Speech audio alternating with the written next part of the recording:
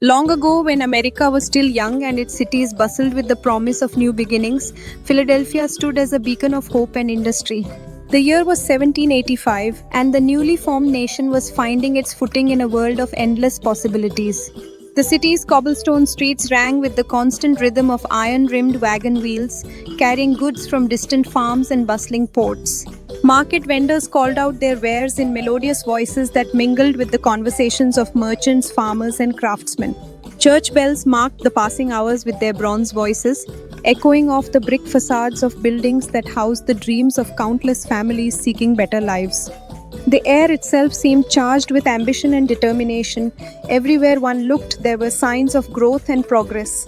New shops opened their doors weekly, their painted signs swaying gently in the autumn breeze. Apprentices hurried along the walkways with bundles of materials, their faces bright with the eagerness of youth learning trades that would sustain them for life. Women in simple but clean dresses swept their front steps each morning, taking pride in their small contributions to the city's appearance. Children played games between the wheels of parked wagons, their laughter adding lightness to the serious business of daily commerce. Down one of those busy streets, nestled between a blacksmith's forge and a tailor's workshop, stood a modest printing shop that would soon become the setting for a lesson in integrity. The little building was narrow but sturdy. Its wooden frame painted a deep forest green that had faded slightly under years of sun and rain. A simple wooden sign hung above the door, bearing the words Harlan's Press in elegant script. The building smelled perpetually of ink and paper, those distinctive scents that spoke of knowledge being spread and stories being told. From the earliest light of dawn until the last rays of dusk painted the sky purple, the rhythmic clatter of printing presses could be heard within, a steady heartbeat that proclaimed the shop's dedication to its craft. This establishment was the domain of Mr. Harlan, a man of 50 years whose reputation for both kindness and discipline had earned him respect throughout the community. He was neither tall nor imposing, but his presence commanded attention through the quiet confidence of someone who had mastered his trade through decades of patient work. His hands, permanently stained with ink despite his best efforts to scrub them clean, moved with the precision of a craftsman who understood that every detail mattered. His grey hair was always neatly combed, and his leather apron bore the honorable marks of countless hours spent creating the pamphlets, broadsheets, and books that informed and entertained the growing city. Under Mr. Harlan's patient guidance worked a remarkable boy named Samuel Morrison. Though only 12 years old, Samuel possessed qualities that set him apart from other apprentices in the city. His hands, though small, were remarkably quick and steady, able to set type with an accuracy that amazed even experienced printers. His bright blue eyes held an intensity that spoke of someone far older than his years, and his sandy brown hair was always slightly disheveled from leaning over his work. But beyond his technical abilities, Samuel possessed something that his master had recognized from the very first day the boy had knocked on his door seeking apprenticeship, an earnest heart that approached every task as though it were a sacred trust. Samuel had arrived at the shop 6 months earlier, his clothes worn but clean, his stomach empty but his spirit full of determination. His father had died the previous winter, leaving behind a widow and 3 children who depended on Samuel as the eldest to help provide for the family. Rather than seeing his circumstances as a burden, Samuel approached his apprenticeship with the understanding that every skill he learned, every task he completed, brought his family closer to security and brought him closer to becoming the man he needed to be. While other apprentices in neighboring shops often gathered in alleys to laugh and waste precious daylight hours, Samuel kept his mind fixed resolutely on his responsibilities. He arrived each morning before Mr. Harlan unlocked the door, using the quiet moments to review the previous day's lessons in his mind. Throughout the long days, he focused intently on setting type with perfect precision, arranging the tiny metal letters in rows that would soon carry words across blank sheets of paper like seeds of knowledge planted in fertile minds. He learned to prepare the heavy press with the care of someone who understood that this machine was not merely a tool, but a gateway through which ideas could reach the world. The other workers in nearby shops had begun to notice Samuel's dedication. The blacksmith next door often commented to his own apprentices about the boy who never seemed to tire, never complained about the long hours, and never asked for more than he had earned. The tailor's wife frequently mentioned to her customers how refreshing it was to see such a young person take such pride in honest work. Even the street vendors had begun to nod approvingly when they saw Samuel walking to work each morning, his step purposeful and his expression serious but not somber. But more than his skill, more than his dedication, Samuel possessed something that was becoming increasingly rare in a world where people were often tempted to take shortcuts and make promises they had no intention of keeping. He had unshakable honesty. When Samuel gave his word, whether to his master, to a customer, or to his own family, he meant it with every fiber of his being. His promises were not casual commitments made in the heat of the moment, but solemn vows that he guarded as carefully as a merchant guards his most precious inventory. This quality had not gone unnoticed by Mr. Harland, who had seen many apprentices come and go over his years in business. Most were eager and hardworking in the beginning, but as the novelty wore off and the true demands of the trade became clear, their commitment often wavered. Samuel was different. If anything, his dedication seemed to deepen with each passing week, as though he understood that he was not merely learning a trade but building the foundation of his character. One late summer evening, as the heat of the day finally began to give way to the cooler air that would herald the approaching autumn, the shop had reached that peaceful hour when the day's urgent work was nearly complete. The shop lamps, their flames dancing gently in their glass chimneys, cast a warm glow over the workspace where tools lay in neat arrangements and stacks of freshly printed materials awaited morning delivery. Mr. Harland moved about the shop with the practiced efficiency of his evening routine, wiping his ink-stained hands on a cloth that had seen countless such cleanings and removing the leather apron that protected his clothes during the day's work. But at his usual workbench in the corner of the shop, Samuel remained focused on his task, his young face illuminated by the concentrated expression of someone determined to finish what he had started. Before him lay a half-completed job that represented more than mere work. It was a test of his character that he had unknowingly accepted earlier that day. The project was a batch of pamphlets ordered by Mr. Clark, a respected merchant whose dry goods store served half the families in their district of the city. Mr. Clark had arrived at the shop that morning with an urgency in his manner that spoke of genuine need rather than mere impatience. He explained that he needed to distribute information about new shipping schedules to his customers before they made plans for the coming week. Without these pamphlets, dozens of families might miss opportunities to receive goods they desperately needed. The merchant had looked directly at Samuel with the kind of earnest appeal that one honest person makes to another, and had asked, almost pleading, whether the pamphlets could possibly be finished by the next morning. Without hesitation, Samuel had given his solemn promise that the work would be completed on time. The words had come from his heart, not from any calculation of how difficult the task might prove to be. In that moment, he had seen only a man in need and had responded with the instinctive generosity that marked his character. Now, as evening settled over the city and the reality of his commitment became clear, Samuel understood that keeping his word would require sacrifice. "Come, Samuel," Mr. Harland said gently, his voice carrying the paternal concern he felt for all his apprentices but especially for this remarkable boy. "The hour grows late, and tomorrow will bring its own demands. Your work will certainly keep until morning, and fresh eyes often see solutions that tired ones cannot." Samuel looked up from his careful arrangement of type, his young face serious in the fading natural light that filtered through the shop's windows. In his expression, Mr.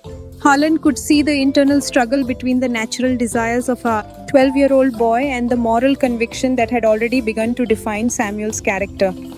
"Master," though Samuel replied, his voice quiet but firm, "I gave Mr.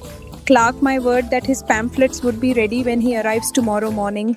He is counting on me to keep that promise, and his customers are counting on him. I cannot go home tonight while my promise lies broken on this table like unfinished work." Mr. Harland paused in his evening preparations, struck by the maturity and determination he heard in his young apprentice's words. He had lived long enough to recognize integrity when he encountered it, and he understood that what he was witnessing was not the stubbornness of youth, but the emergence of a character that would serve Samuel well throughout his life. In Samuel's eyes, he could see a fire of determination, the kind of unwavering commitment that many men lose as they encounter the compromises and disappointments that life inevitably brings. With a gentle sigh that carried both admiration and concern, Mr. Harland set down the tools he had been preparing to store away. "Samuel, my boy, you must understand that you are still young, and your strength, though admirable, is not endless. The task before you is substantial, and the night will be long and lonely. Sleep and rest are as necessary to a craftsman as skill and dedication. Do not burden yourself too greatly with expectations that even grown men might find challenging. But Samuel shook his head with the quiet certainty that comes from a deeply held conviction. Master Harlan, I have learned from watching you that if a promise is light enough to make, then it must be heavy enough to keep. Words spoken in haste become debts that must be paid with action. I will not let Mr. Clark down, and I will not let you down by allowing your shop's reputation to suffer because I failed to honor my commitment. The master printer studied his apprentice for a long moment, seeing in the boy's determined expression a reflection of his own younger self, when the world had seemed full of clear choices between right and wrong, and when doing the right thing had seemed not only possible but inevitable. Slowly, he nodded his approval.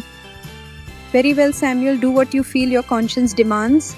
But remember that wisdom sometimes requires us to recognize our limitations as well as our duties. With those words, he gathered his coat, locked the door behind him, and left Samuel alone with the printing presses, the precious ink, and his own unwavering conscience.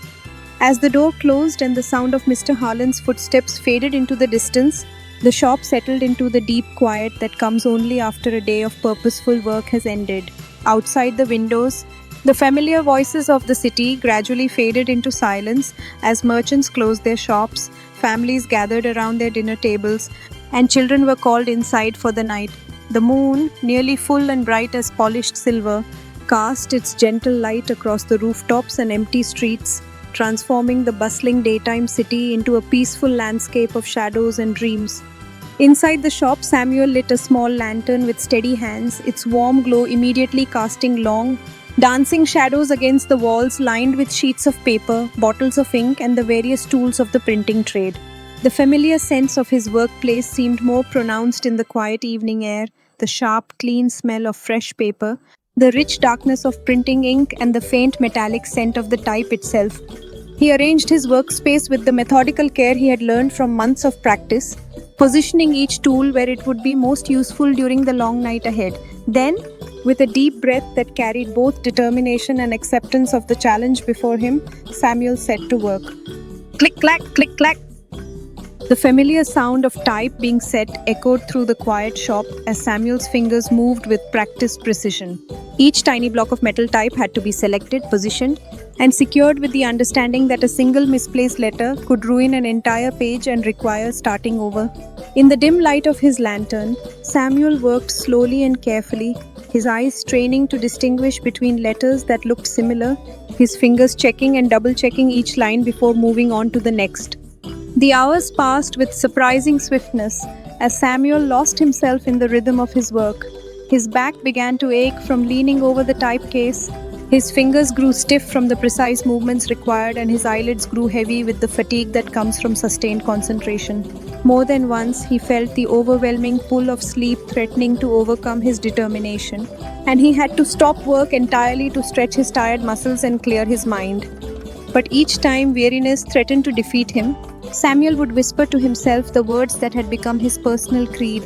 A promise kept is a treasure earned. These words, which he had learned from his father before that good man's death, reminded him that his current discomfort was temporary, but his reputation for integrity would last a lifetime. On and on he worked through the dark hours, his determination burning more brightly than the lantern that provided his only light. At last, as the church bell in the nearby square struck midnight with its deep, resonant voice, the final tray of type was properly set and ready for printing. Samuel stood back from his work, surveying the neat rows of type with the satisfaction of someone who had completed a challenging task through sheer perseverance. Now came the physical challenge of operating the heavy press. With both hands gripping the large wooden lever, Samuel pulled with all his strength. The massive rollers turned slowly, pressing ink onto paper with the authority of machinery designed to last for decades. Fresh pamphlets began to emerge one by one, each bearing the clear, even text that would help Mr. Clark's customers plan their week. The pile of finished pamphlets grew steadily higher as Samuel continued his work. He stacked each sheet with careful attention, making sure not to smudge the still wet ink or damage the crisp edges that marked quality printing. His arms grew weak from operating the heavy press, his entire body was weary from the night's labor, but his spirit remained unbroken. When at last the final pamphlet had been printed and the job was truly complete, Samuel sank gratefully to the floor beside the great press that had served him so faithfully. The work was finished. His promise was kept. His word had been proven as reliable as the sunrise itself. There, surrounded by the sweet, familiar scents of ink and paper that had become the perfume of his chosen trade, the exhausted boy finally allowed himself to rest, falling into a deep sleep that was earned through honest effort and moral courage. Morning arrived with golden light streaming through the shop's east-facing windows, painting everything in warm hues that seemed to celebrate the dawn of a new day. Mr. Harland unlocked the door and stepped inside, expecting to find evidence of his young apprentice's efforts but unsure of what exactly he would discover. The sight that greeted him brought an immediate smile to his weathered face and a warm feeling of pride to his heart. There was Samuel, curled up peacefully on the wooden floor, his head resting against the great press that had helped him fulfill his commitment. Beside him sat a neat stack of perfectly printed pamphlets, each one serving as tangible proof of a promise honored despite significant personal cost. The morning light seemed to illuminate not just the completed work, but the character of the boy who had sacrificed his comfort and rest to keep his word. "Samuel," Mr. Harland said softly, laying a gentle hand on the boy's shoulder. "Wake, lad. You have accomplished something that many grown men would not have attempted. You have kept your word though it cost you dearly in comfort and rest. This kind of integrity is a strength greater than technical skill, greater even than natural talent." Samuel stirred slowly, rubbing his tired eyes and feeling momentarily embarrassed that he had been discovered sleeping on the shop floor like a common vagrant. But Mr. Harland lifted the boy's chin with paternal kindness, his own eyes bright with respect and admiration. "There is no shame in a weary body when the heart has remained faithful to its commitments," the master printer said firmly. "You have learned tonight a lesson that will serve you well throughout your life. That true character is revealed not in easy moments, but in those times when keeping our word requires genuine sacrifice." That very morning, as the city began to stir with its daily activities, Mr. Clark arrived at the appointed time to collect his pamphlets. When he learned the full story of how Samuel had worked through the entire night to honor his promise, the merchant's eyes grew wide with genuine respect and admiration. This was not merely the completion of a business transaction, but a demonstration of integrity that had become increasingly rare in their rapidly changing world. Mr. Clark immediately shared Samuel's story with other merchants and customers, and soon word of the young printer's dedication spread throughout their district of Philadelphia. From that day forward, Samuel became known not merely as a clever and capable apprentice, but as a young man whose word could be trusted as firmly as the strongest oak tree could be counted upon to weather any storm. As Samuel grew from boy to man in the years that followed, the lesson of that long night continued to shape every aspect of his life. He was not always the wealthiest merchant, nor the most powerful citizen, but wherever his path led him, people would say with conviction that man's word is as good as gold, and his promises are currency that never loses its value. Moral of the story: a promise is not measured by how easy it is to make, but by how faithfully it is kept, regardless of the personal cost required to honor it.